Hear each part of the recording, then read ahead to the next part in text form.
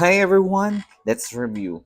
Number 6, we have 6 minus 2 times 2 plus 2 raised to 5. So let's apply the PEMDAS. So here we have negative 2 times 2. So that will become negative 4 plus 2 raised to 5. That is 32.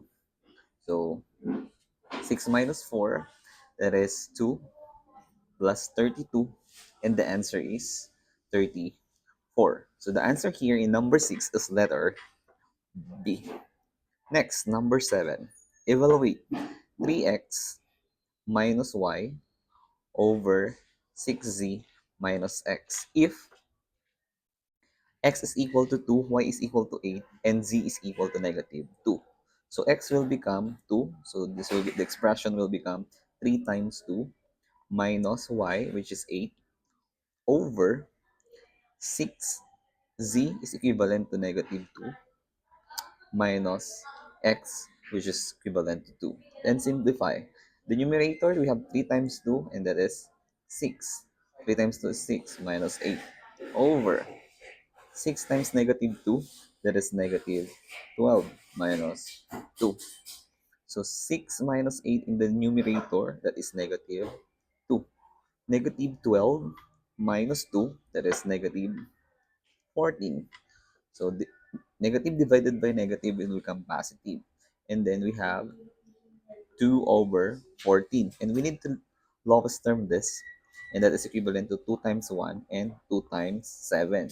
So cancel 2. And the lowest term is 1 over 7. So the answer here in number 7 is letter A, 1 over 7.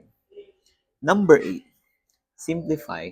We have negative 3 times x minus 10 plus x. So we need to distribute 3x to the binomial x minus 10. So negative 3 times x is negative 3x. Negative 3 times negative 10, that is positive 30 plus x. So in adding similar term, so the variables are the same. So we have negative 3x and x here. They are similar. So we have negative 3 and positive 1 coefficient here. So negative 3 plus 1 is negative 2. Then copy the variable plus 30. So negative 2x plus 30. So the answer is letter C for number 8. Number 9. Solve x. The equation is 3 times the quantity of 3x plus 1 is equal to negative 6. So let's apply the distributive property. 3 times x, that is 3x. 3 times 1 is positive 3 equals to negative 6. So let's transpose positive 3 to the right side. So the equation now will become negative 6 minus 3. So combine, negative 6 minus 3 is negative 9. So let's divide both sides by 3. So x is equal to negative 3. So the answer for x is negative 3, letter B. Number 10. Simplify 2a plus 3b plus 5a minus 2b.